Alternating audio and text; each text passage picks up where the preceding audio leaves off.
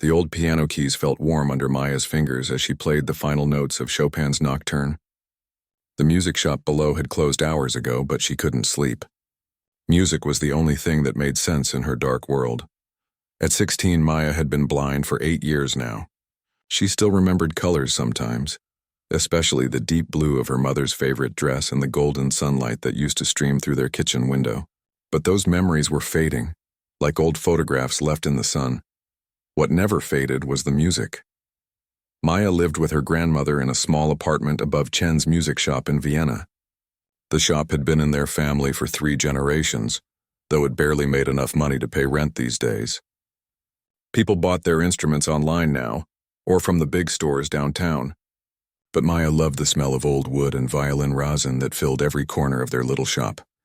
Her grandmother, Lila, was the only person who truly understood her gift.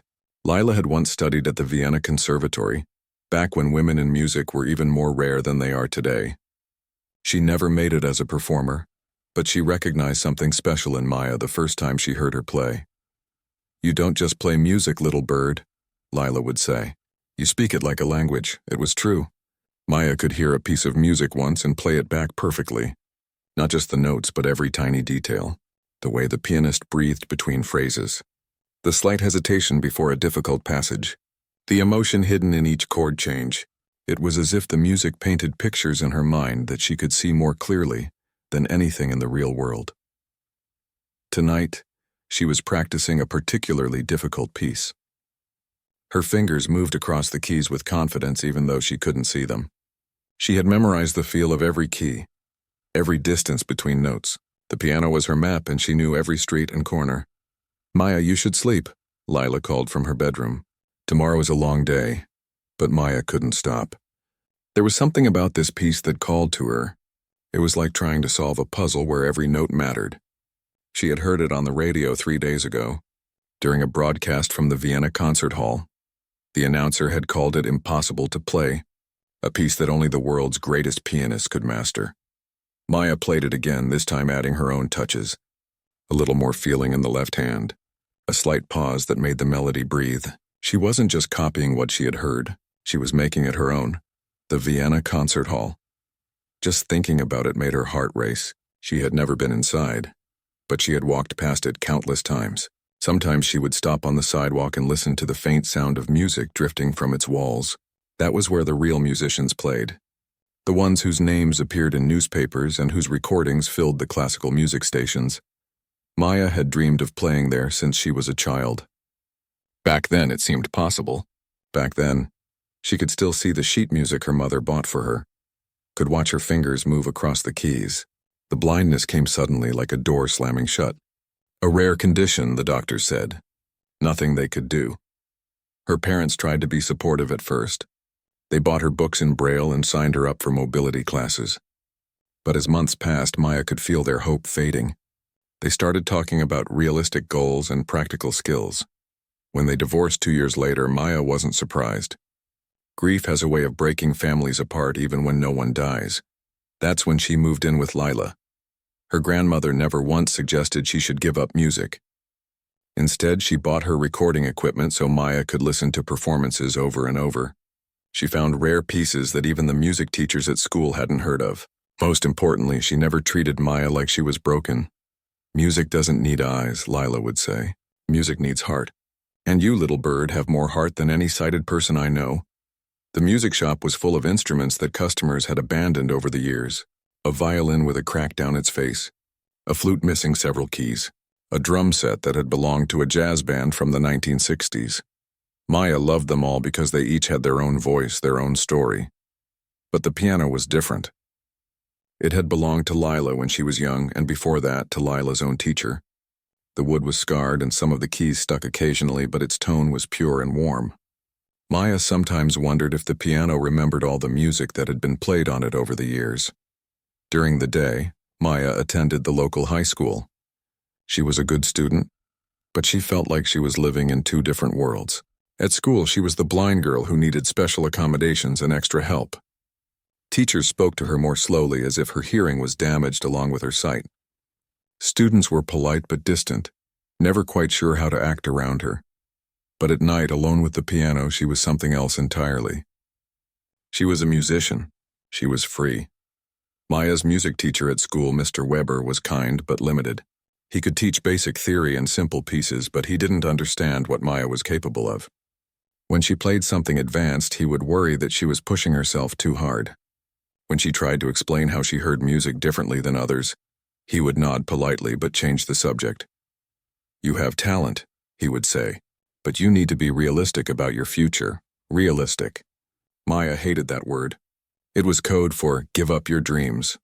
But Lila never used words like that. Instead, she would play old recordings of the great pianists and help Maya analyze their techniques. She would describe the concert halls where they performed, the audiences who came to hear them, the magic that happened when music and emotion combined perfectly. "One day," Lila would whisper, "you will play for them too." Maya wanted to believe it. Some nights like tonight she could almost see it happening. The stage lights she couldn't see but could feel warming her face. The quiet audience holding their breath. The moment when she would place her fingers on the keys and show the world what music really sounded like. She finished the difficult piece one more time, her fingers finding every note with perfect precision. Somewhere in the distance, a church bell chimed midnight. Tomorrow would bring another ordinary day of school and routine. But tonight, in this small room above a struggling music shop, Maya was exactly who she was meant to be, a musician who happened to be blind. Not a blind girl who happened to play piano. The difference was everything. Maya had never been inside the Vienna Conservatory before.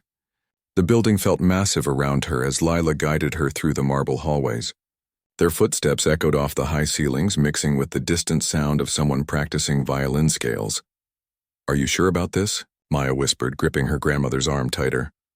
"Absolutely," Lila replied, though Maya could hear the nervousness in her voice too. "This is exactly where you belong, little bird." The master class was open to the public, but Maya knew they didn't exactly fit in here. Her simple blue dress felt plain compared to the elegant clothes she could hear rustling around her. Conversations flowed in multiple languages, and she caught fragments about technique, performances, and famous teachers whose names she recognized from recordings. Vladimir Kozlov was giving the demonstration today. Maya had listened to his recordings dozens of times. He was technically perfect, every note precise and powerful. Some critics called his playing cold, but Maya thought they were wrong. She could hear the passion buried deep in his performances, like fire burning beneath ice. Lila found them seats in the back row of the concert hall. Maya counted at least 200 people by the sound of their movements and whispered conversations. Students from the conservatory, older music lovers, and professional musicians all gathered to watch one of the world's best pianists at work. When Kozlov walked onto the stage, the room fell silent. Maya couldn't see him, but she could feel his presence, confident, commanding, the kind of person who had never doubted their place in the world. "Today we will explore Chopin." His voice carried easily through the hall with a slight Russian accent, not just the notes on the page but the soul behind them. Music is not about playing correctly. It is about understanding what the composer truly meant. He began with a simple piece, something Maya had played when she was 12. But under his fingers it transformed into something entirely different. Each phrase flowed into the next like water finding its path down a mountainside. Maya found herself leaning forward, hanging on every note. Then he moved to something more complex, the Ballad No. 1 in G minor. Maya knew this piece intimately. She had spent months learning it, working through every difficult passage until her fingers could dance through the most challenging sections without thinking. But Kozlov played it differently than she had ever heard. He took risks with the tempo, adding subtle changes that made familiar melodies sound fresh and surprising. In the middle section, where the music becomes almost violent, he made the piano sing and growl at the same time. Maya couldn't help herself. The melody was so beautiful, so perfectly crafted, that she began to hum along softly. Just under her breath, following the intricate lines that wove through the harmony, the music stopped abruptly. "Excuse me?" Kozlov's voice cut through the silence like a blade. "Who is making that noise?" Maya's blood turned to ice. She pressed her lips together, but it was too late. Around her, she could hear people turning in their seats, searching for the source of the disruption. "There in the back," someone whispered. "The girl with the dark hair." Maya wanted to disappear into her chair, but there was nowhere to hide. She felt hundreds of eyes on her, even though she couldn't see them. "Stand up," Kozlov commanded. "If you have something to contribute to this lesson, please share it with all of us." Lila squeezed Maya's hand. "It's okay," she whispered. "Stand up."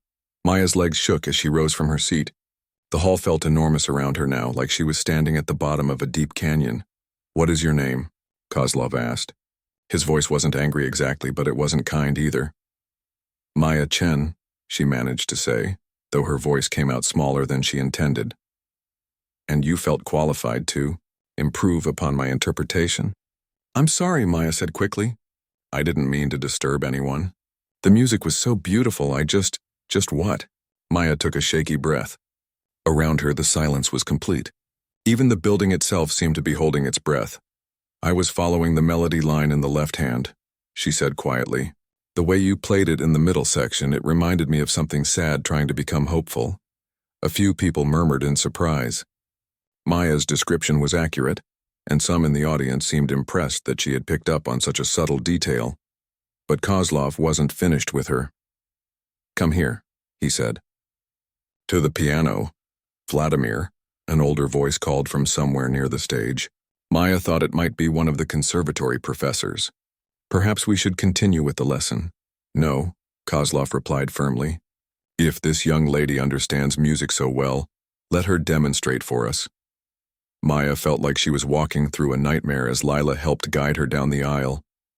Her hands were sweating and her heart pounded so hard she was sure everyone could hear it. When they reached the stage, Maya hesitated. "I can't," she whispered. "Why not?" Kozlov asked. Then Maya heard him take a sharp breath as he realized. "You're blind."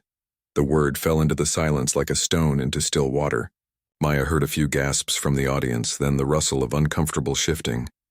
"Yes," Maya said, lifting her chin slightly. "But I can play." Kozlov was quiet for a long moment. When he spoke again, his voice was different. Colder. "Piano is not just about hearing," he said, loud enough for everyone to understand. "It is about seeing. Seeing the keys, seeing the music, seeing the relationship between your hands and the instrument. Music is a visual art as much as it is auditory." Maya felt like he had slapped her. "But you can play by memory, perhaps," Kozlov continued, cutting her off. "You can repeat what you have heard. But true mastery? True artistry? That requires sight. It requires the ability to read the composer's intentions directly from the page, to see the architecture of the music laid out before you." Someone in the audience laughed. Just a small sound, quickly stifled, but Maya heard it clearly. Then another person chuckled and another. "The piano bench is not a place for inspiration alone," Kozlov said, his voice growing more confident as if he was teaching an important lesson. "It requires technical precision that can only come from seeing exactly what your hands are doing. Without sight, you are always guessing, always hoping, but never truly knowing." Maya stood frozen on the stage. She could feel tears starting to burn behind her eyes, but she refused to let them fall. "Not here. Not in front of all these people." "Music has rules," Kozlov continued, warming to his theme. "Mathematical relationships. Visual patterns. These cannot be felt or guessed. They must be seen and understood completely." The laughter was spreading now. Not cruel exactly, but the kind of nervous amusement that happens when someone says something others were thinking but wouldn't say out loud. "Perhaps," Kozlov concluded, "your talents would be better suited to other pursuits."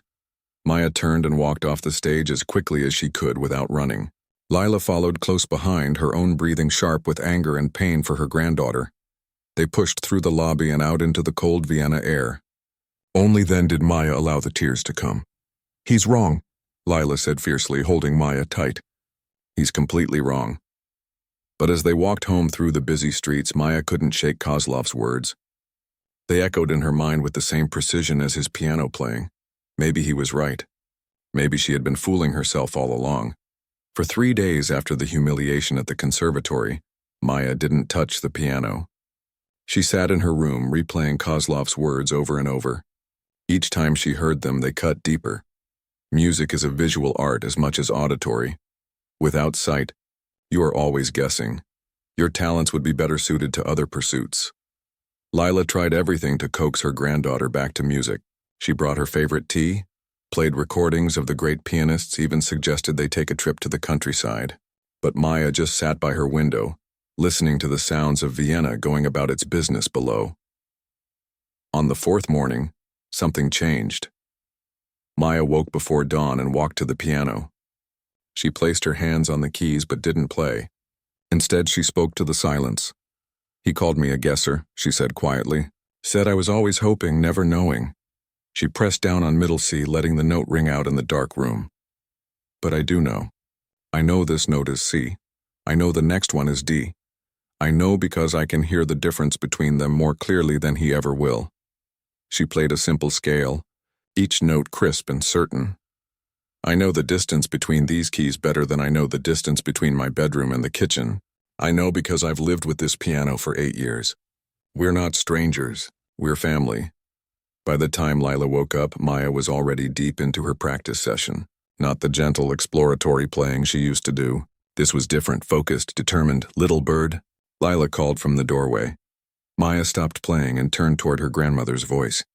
"I want to prove him wrong." "About what?" "About everything. About blind pianists, about what's possible, about me." Lila was quiet for a moment. Then she walked over and sat beside Maya on the piano bench. "There's something I need to show you," she said. Lila led Maya to her bedroom and opened an old trunk that had been sitting in the corner for as long as Maya could remember. She pulled out what felt like sheet music, but the paper was thick and strange under Maya's fingers. "What is this?" Maya asked, running her hands over the raised dots and symbols. "Music written for touch instead of sight," Lila explained. "It's called the Braille music system. I learned it many years ago when I was studying with my teacher, Professor Klein. He believed music should be accessible to everyone." Maya's heart skipped. "You mean there are others like me who read music this way? More than you know." Professor Klein taught several blind students. Some of them went on to have successful careers. Lila's voice grew soft. "I always hoped I might need these someday, if I met someone who could benefit from them." The raised dots under Maya's fingertips felt like a secret code waiting to be unlocked. For the first time since the conservatory, she felt hope stirring in her chest. "Will you teach me? Every symbol, every pattern, every shortcut." Lila squeezed her hand. "But first, there's something else." She pulled out another item from the trunk. This one felt like a small wooden box. "Your great-great-grandfather made this," Lila said, helping Maya open it. Inside were more sheets of the tactile music notation. "These are pieces that most conservatory students never get to see. Rare compositions, variations that the famous pianists use but don't publish." Maya's fingers traced over the raised markings. "How did he get these?"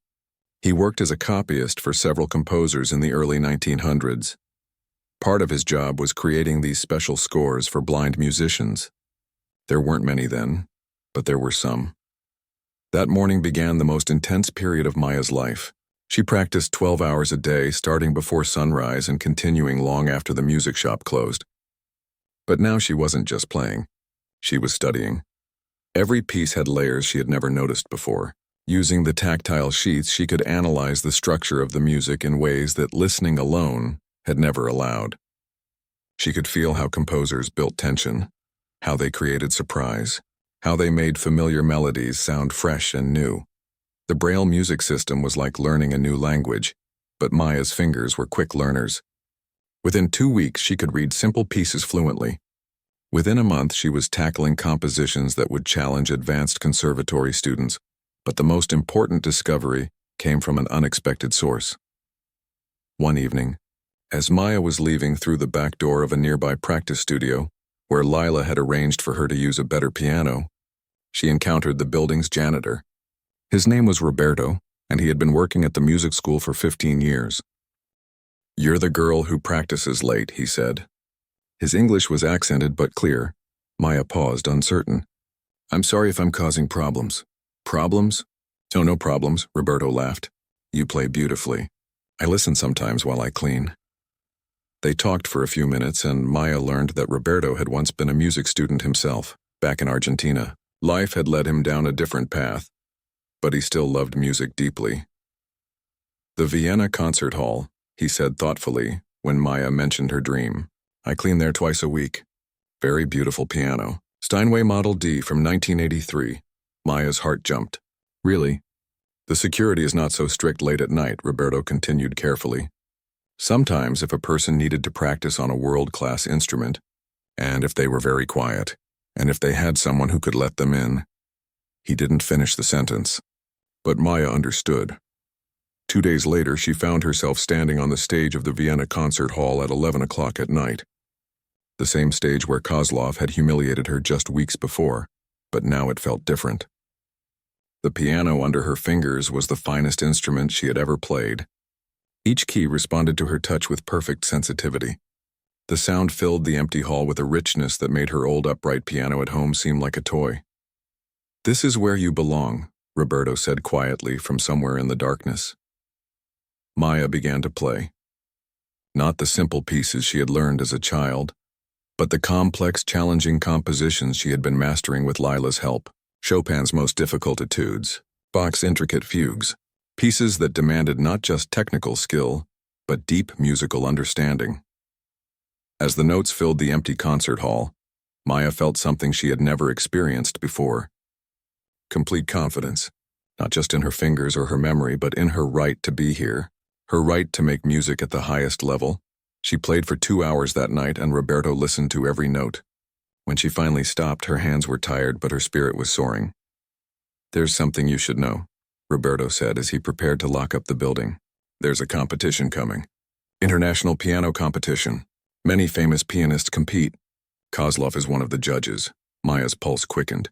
"When?" 6 months. "Applications due in 3 months." As they walked out into the Vienna night, Maya was already planning. 6 months to prepare. 3 months to perfect her technique and choose her pieces. It was enough time. It had to be. That night she played until dawn, her fingers dancing over the keys of her grandmother's old piano. But in her mind, she was already back on the stage of the Vienna concert hall.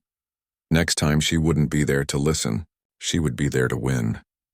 The morning of the international piano competition, Maya couldn't eat breakfast. Her stomach felt like it was full of butterflies trying to escape. Lila sat across from her at the small kitchen table, nursing her coffee and pretending to read the newspaper. "You don't have to do this," Lila said quietly. Maya looked up, surprised. "What do you mean?" "I mean, you've already proven everything you need to prove. To yourself, to me, to anyone who matters." Lila reached across and took Maya's hand. "You don't owe the world a performance." Maya squeezed her grandmother's fingers. "But I owe it to myself." 3 months earlier, an anonymous letter had arrived with Maya's competition application fee, and all the necessary paperwork already filled out. Someone had entered her into the competition without her knowledge. Maya suspected it was Professor Wagner from the conservatory, one of the few people who had looked uncomfortable during Kozlov's public dismissal of her abilities. The competition was being held at the Vienna Concert Hall, the same stage where Maya had been practicing secretly with Roberto's help. But tonight the hall would be full. 2,000 seats filled with critics, musicians, students, and classical music lovers. The performance would also be streamed live online, reaching potentially millions of viewers around the world. Maya was the youngest competitor at 16. The others ranged from 20 to 35, all with impressive credentials from famous music schools. She had seen their biographies in the program. Graduates from Juilliard, the Royal Academy of Music, the Moscow Conservatory. Musicians who had been preparing for competitions like this their entire lives. And then there was Maya Chen, homeschooled musician. Blind girl from above a music shop. Roberto met them at the stage door as he had promised. He looked almost as nervous as Maya felt. "The piano is perfect tonight," he whispered. "I tuned it myself this afternoon." Maya smiled despite her nerves. Roberto had become more than a janitor who helped her practice. He had become a friend, someone who believed in her dream as much as she did. The competition had started at 7 o'clock. Maya was scheduled to perform 9th out of 12 contestants, which meant she had been sitting backstage for nearly 2 hours, listening to the other performances through the thin walls. Each pianist was required to play 2 pieces, one from a selected list of classical works and one of their own choosing. Maya had spent weeks deciding on her selections. For the required piece, she chose Chopin's Etude Op. 25, number 6. It was technically demanding and emotionally complex, a piece that would showcase both her skill and her musical understanding. For her free choice, she had selected Chopin's Ballad No. 1 in G minor, the same piece Kozlov had been playing when she first hummed along at the conservatory masterclass. It felt right to come full circle. The pianist before her finished to polite applause, and Maya heard the judges making quiet notes. Then her name was called, Maya Chen. Lila squeezed her hand one final time. Remember, little bird, the music already exists inside you. All you have to do is let it out. Maya walked across the stage slowly, counting her steps the way she had practiced. 22 steps from the wings to the piano bench. She could feel the weight of 2,000 people watching her, but she tried to focus only on the familiar path to her instrument. The piano bench was exactly where she expected it to be. She adjusted the height slightly, the way she had learned from Roberto during their late-night practice sessions. The keys were cool under her fingers as she found her starting position. But before she began, Maya did something unexpected. She turned slightly toward the audience and spoke. "My name is Maya Chen," she said, her voice carrying clearly through the hall's excellent acoustics. "I'm 16 years old and I've been blind for 8 years. Tonight I want to share with you what music sounds like in the dark." In the judges section, Kozlov shifted uncomfortably in his seat. Maya couldn't see him, but she could feel his presence just as she had that day at the conservatory. She turned back to the piano and placed her hands on the keys. For just a moment, everything was silent. Then she began. The etude started softly, almost like a question. Maya's right hand carried a melody that seemed to float above the gentle accompaniment in her left hand, but as the piece developed, it became more demanding. Her fingers flew across the keys in rapid passages that required perfect timing and control. The audience was completely silent. Even the judges had stopped shuffling their papers. Maya wasn't just playing the notes correctly. She was telling a story. The music spoke of longing and hope, of struggle and triumph. Each phrase flowed into the next with natural grace, as if the melody was discovering itself as she played. When the etude ended, there was a moment of absolute quiet. Then the applause began, building from scattered claps to a sustained ovation. But Maya barely heard it. She was already moving into the ballade, the piece that had started her journey toward this moment. This time she played with even more confidence. The opening melody was gentle and nostalgic, like a memory of something beautiful that had been lost. But as the piece progressed, it became more complex, more passionate. In the middle section, where the music becomes almost violent, Maya made the piano sing and growl at the same time, just as Kozlov had done months before. But she added something he hadn't. She added her own voice, her own interpretation of what the struggle meant. The technical passages that had once seemed impossible flowed under her fingers like water. Her hands moved with complete independence, the left hand providing a foundation while the right hand soared above it with melodies that seemed to come from somewhere beyond the written music. Maya was no longer thinking about the notes or the technique. She was simply allowing the music to flow through her, from whatever place inside her that understood beauty and pain and hope all at once. The final section of the ballade built to a climax that filled every corner of the concert hall. Maya's entire body moved with the music, not in a showy way, but as if she and the piano had become one instrument.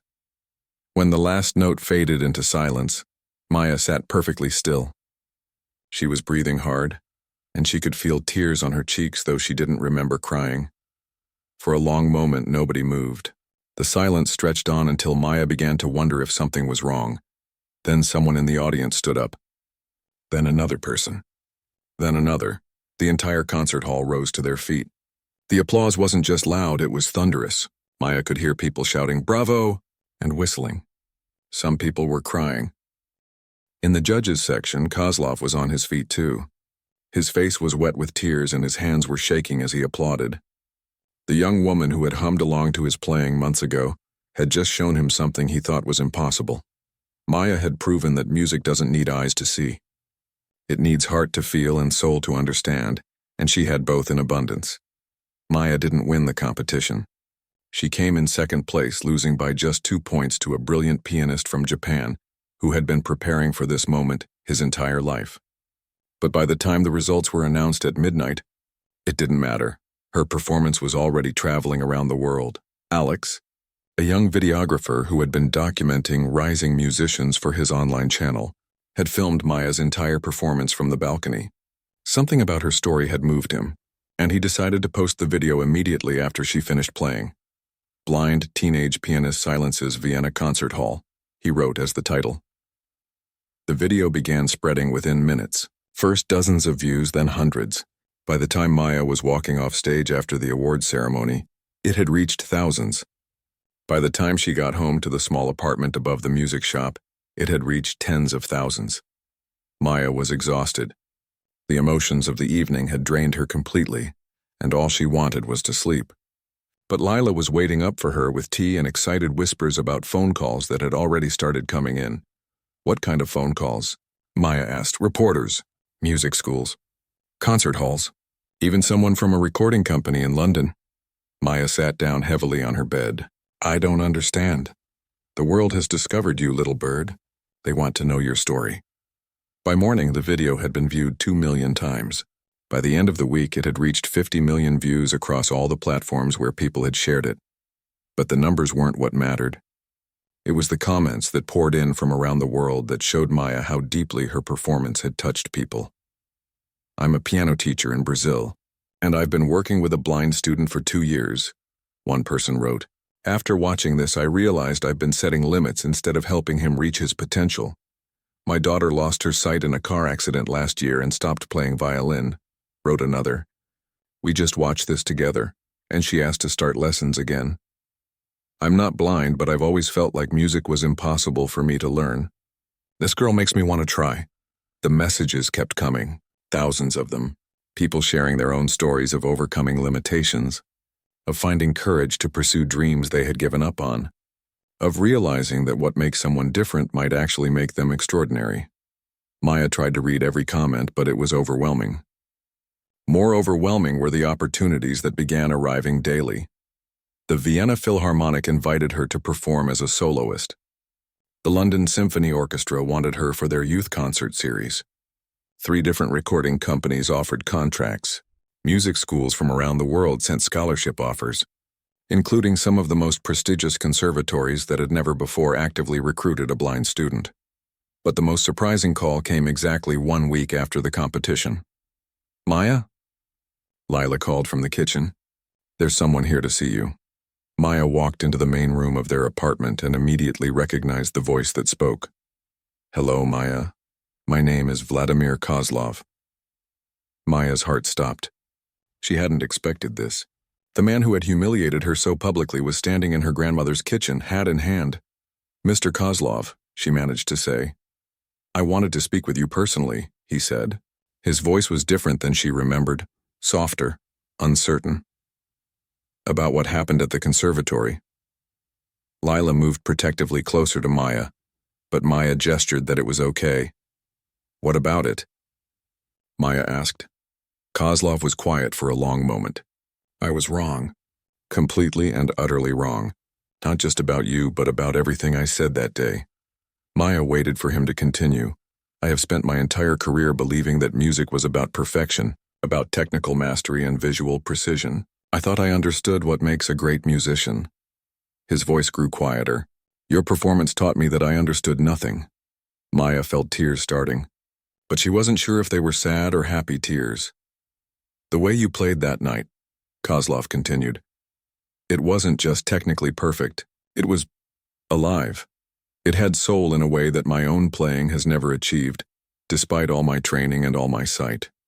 Thank you, Maya whispered. No, thank you, Kozlov replied. You reminded me why I fell in love with music in the first place. Before the competitions and the critics and the pressure to be perfect, I played because music made me feel something beautiful. Before he left, Kozlov made an offer that surprised everyone. I would like to establish a scholarship fund, he said, for musicians with disabilities who want to study at the highest levels. I was hoping. Would you help me create it? Over the following months, Maya's life transformed completely. The scholarship fund that she and Kozlov created together received donations from musicians around the world. It provided not just money, but specialized equipment, accessible sheet music, and most importantly, connections to teachers who understood that different abilities didn't mean lesser abilities. Maya chose to stay in Vienna and study with a private teacher rather than moving to a big conservatory. She wanted to keep living above the music shop with Lila, to remember where she came from even as her world expanded. but she did accept many of the performance invitations. Her first professional concert was at Carnegie Hall in New York, where she played for an audience that included several other blind musicians who had been inspired by her story to pursue their own dreams.